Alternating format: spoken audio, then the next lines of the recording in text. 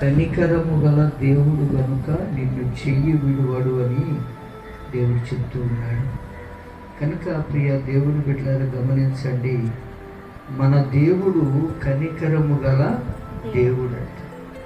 మన దేవుడు కనికరము కలిగిన దేవుడు గనక ఆయన మన చెయ్యిని ఏం చేయడంట, విడిచిపెట్టడు అని దేవుని వాక్యము తెలియచేస్తుంది.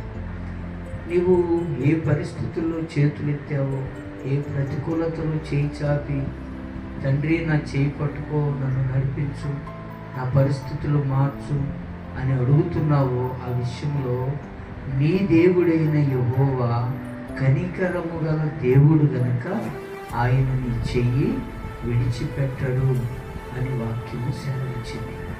అయితే దేవుడు కనికరము చూపే దేవుడే, కానీ మరి దేవుని యొక్క కనికరాన్ని మనం పొందాలంటే మనం చేయవలసినటువంటి పనులు కూడా కొన్ని ఉన్నాయి. కనుక ఊరికే కనికరాన్ని మనం పొందలేము. తల్లిదండ్రులు పిల్లలకు తల్లిదండ్రులుగా ఉంటారు, కానీ ఊరికే వారు అడిగింది ఇవ్వలేరు, ఊరికే వారు కోరింది తెచ్చిపెట్టలేరు. దానికి ఏదో ఒక కారణం, ఏదో ఒక సందర్భం తప్పకుండా ఉంటుంది. అలాగే దేవుడు కూడా కనికరము కలిగిన వాడే, కానీ ఆయన కనికరాన్ని తన ప్రజలైనటువంటి వారు పొందాలంటే మనం చేయవలసిన పనులు కూడా చేయాలి. ఏంటో 3 విషయాలు చెప్పి నేను ప్రార్థన చేస్తాను. రాజులు మొదటి గ్రంథము 8వ అధ్యాయంలో 23వ వాక్యాన్ని మనము చదువుకుందాం.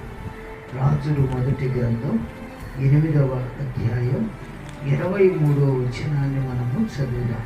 యెహోవా ఇశ్రాయేలీల దేవా, మా పైనున్న ఆకాశమందైనను క్రిందనున్న భూమి యందైనను నీ వంటి దేవుడొక్కడును లేడు.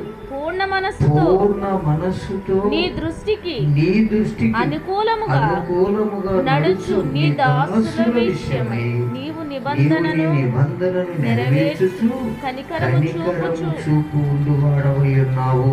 హల్లెలూయా. ఇక్కడ దేవుడు తన కనికరాన్ని చూపాలి అని అంటే, ఇక్కడ ఇశ్రాయేలు ప్రజలైనటువంటి వారు చెప్తున్నారు, ఇశ్రాయేలీల దేవా, నీ దృష్టికి ఎవరైతే పూర్ణ మనసు కలిగి నీకు అనుకూలంగా నడుస్తారో వారి పట్ల నువ్వేం చూపిస్తావు? కనికరాన్ని